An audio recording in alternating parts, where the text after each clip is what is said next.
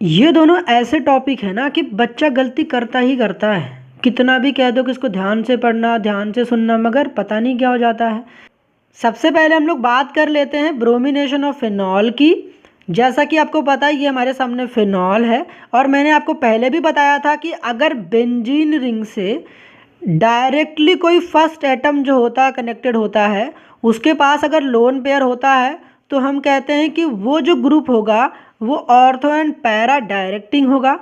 तो जो OH है ये ortho and para directing group है, ये होता है पैरा, ये दोनों कैसी होती हैं, ऑर्थो।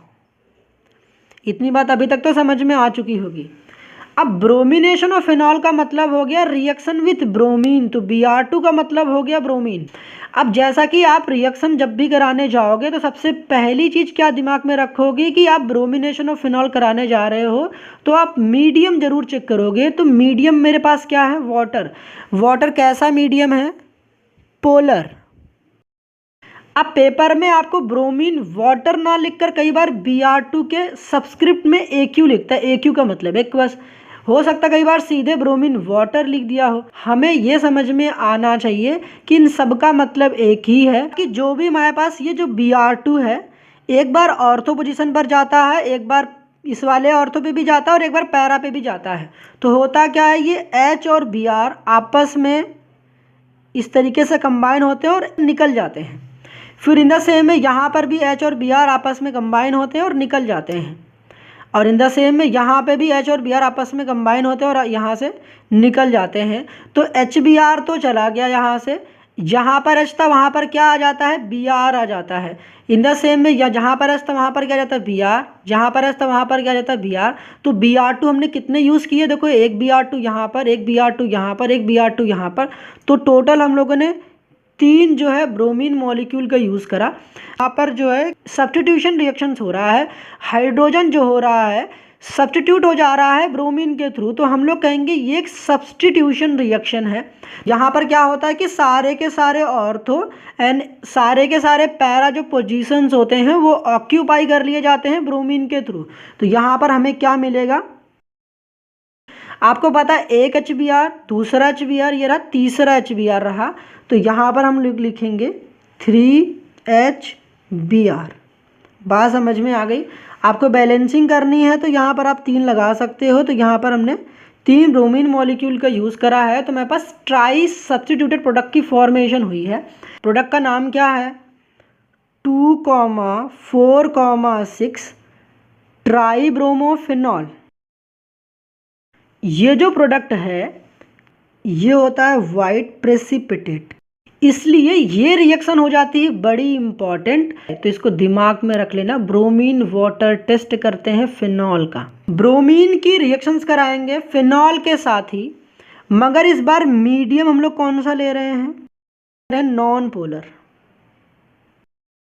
अगर नॉन पोलर मीडियम लेते हैं तो हमारे पास सिर्फ मोनो सब्स्टिट्यूटेड प्रोडक्ट की फॉर्मेशन होती है। मतलब कि एक बार ब्रोमीन ऑर्थो पोजीशन पर जुड़ता है और एक बार ब्रोमीन जो होता है पैरा पोजीशंस पर जाकर जुड़ जाता है।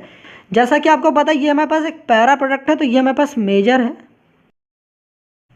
इसका नाम क्या होगा मैं इसको भी लिख दे रहा हूँ यहाँ पर।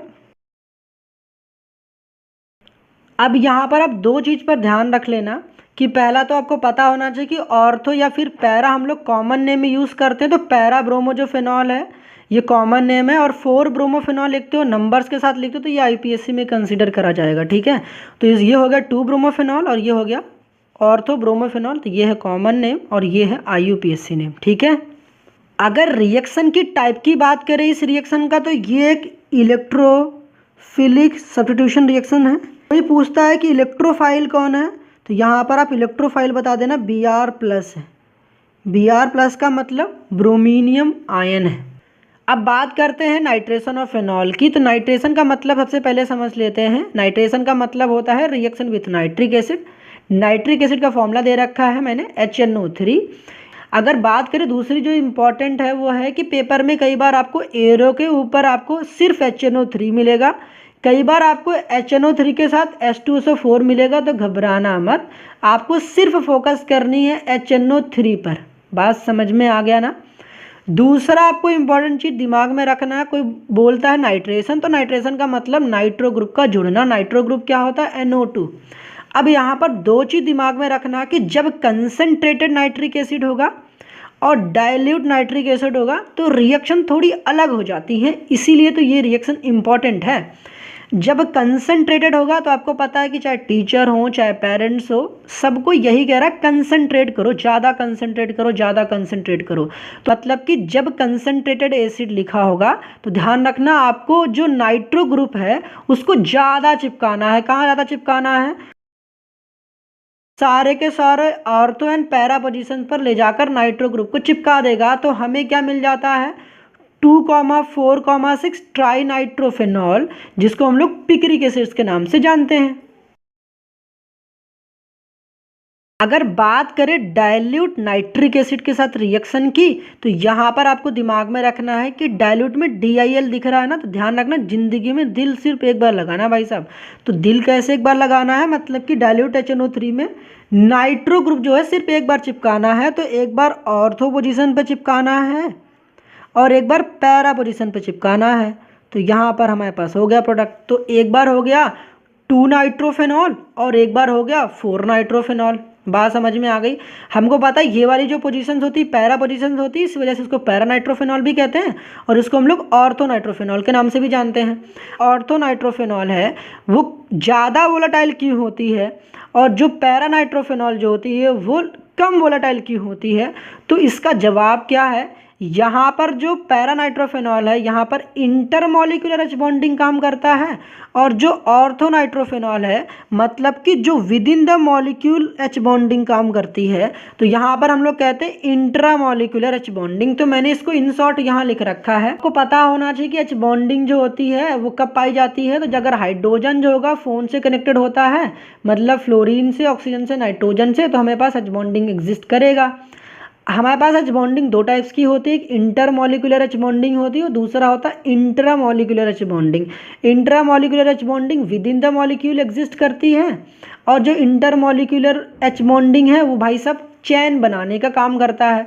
तो यहाँ पर अच्छी और बेकार सी बात क्या है कि जो इंट्रा मॉलिक्यूलर एच बॉन्डिंग है विद इन द मॉलिक्यूल काम करता है, इस वजह से क्या करते हैं कि आसानी से वोलाटाइल हो जाते हैं, बहुत ज़्यादा वोलाटाइल होते हैं और ये लेस वोलाटाइल होते हैं। अगर ये लेस वोलाटाइल है, लेस वोलाटाइल का मतलब कि जल्दी उड़ नहीं रहा है। अगर जल्दी उड़ नहीं रहा है इसका मतलब तो साफ है ना कि इसका भाई बॉइलिंग पॉइंट क्या है? बॉइलिंग पॉइंट ज़्यादा है। क्या है? बॉइलिंग पॉइंट ज़्यादा है। और इसकी जो बॉइलिंग पॉइंट क्या है? कम है। जब भी दो मॉलिक्यूल हो और उनके बॉइलिंग पॉइंट में डिफरेंस हो तो इन दोनों ही मॉलिक्यूल को हम लोग सेपरेट कर सकते हैं बाई फ्रैक्शनल डिस्टिलेशन मेथड से। तो यहाँ पर नोट डाल के लिख लेना कि ऑर्थो नाइट्रोफेनॉल एंड पैरा नाइट्रोफेनॉल सेपरेट करे जाते हैं बाय फ्रैक्शनल डिस्टिलेशन मेथड से। कोई पूछता है फ्रैक्शनल डिस्टिलेशन मेथड क्या होता है, तो आप सिंपल सा लिख देना जब बॉइलिंग पॉइंट का डिफरेंस होता है तो वहाँ पर हम लोग फ्रैक्शनल डिस्टिलेशन मेथड लगाते हैं। यहाँ तक बात समझ में आ गई ना? अब बात कर लेते हैं 100 बात की एक बात, जहाँ पर हम लोगों ने अभी तक क्या देखा? फिनॉल की रिएक्शन देखी एक बार ब्रोमीन के साथ, एक बार देखी नाइट्रिक एसिड के साथ। जब हम लोग फिनॉल की ब्रोमिनेशन करा रहे होते तो हमें मीडियम चेक करना होगा। अगर मीडियम हमारे पास पोलर हुआ और या फिर नॉन पोलर हुआ तो नॉन पोलर में हम लोगों ने देखा था कार्बन डाइसल्फाइड होगा या फिर कार्बन टेट्राक्लोराइड होगा। तो अगर पोलर हुआ तो ट्राई सब्स्टिट्यूटेड प्रोडक्ट बन रहा थी, जहाँ पर हम लोगों ने देखा था कि 2,4,6 ट्राई ब्रोमोफिनॉल की फॉर्मेशन हुई थी, जहाँ पर देखा था व्हाइट प्रेसिपिटेट बन रहा था। नॉन पोलर मीडियम की बात करें तो वहाँ पर हमें मोनो सब्स्टिट्यूटेड प्रोडक्ट की फॉर्मेशन हुई थी, जहाँ पर हम लोगों ने देखा कि जो पैरा वाला प्रोडक्ट होता है वो मेजर होता है। नाइट्रिक एसिड में हमें दो चीज़ दिमाग में रखनी है कि डाइल्यूट है या फिर कंसनट्रेटेड है। तो जब भी दुनिया हमें कहती है कंसनट्रेट करने के लिए, इसका मतलब कि ज़्यादा कंसनट्रेट करने के लिए, कंसनट्रेटेड में ज़्यादा नाइट्रो ग्रुप जाके जुड़े थे। तो यहाँ पर 2,4,6 ट्राई नाइट्रोफेनॉल बनता है, जिसको हम लोग पिक्रिक एसिड के नाम से जानते हैं। और यहाँ पर डाइल्यूट वाले में ज़िंदगी में दिल एक बार लगाना है, तो यहाँ पर मोनो का मतलब होता है एक, तो यहाँ पर बनता है mono substituted product. I hope यहाँ तक समझ में आ गया होगा।